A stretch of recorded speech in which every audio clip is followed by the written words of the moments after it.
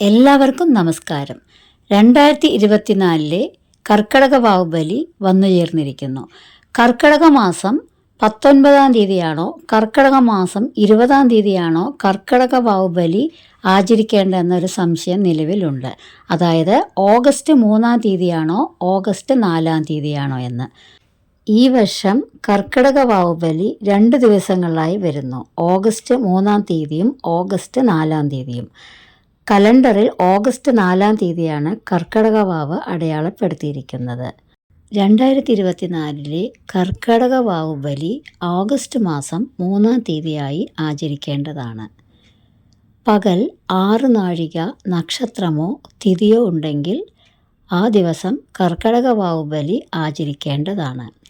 അതായത് ഇപ്രാവശ്യം കർക്കടക വാവുബലി ഓഗസ്റ്റ് 3-ാം തീയതിയും ഓഗസ്റ്റ് 4-ാം തീയതിയും വരുന്നതിനാൽ തലേ ദിവസം തന്നെ നമുക്ക് ആചരിക്കാവുന്നതാണ്.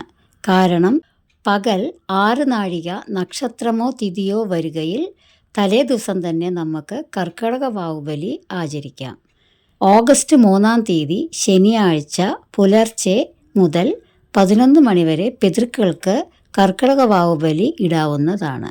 നന്ദി, നമസ്കാരം.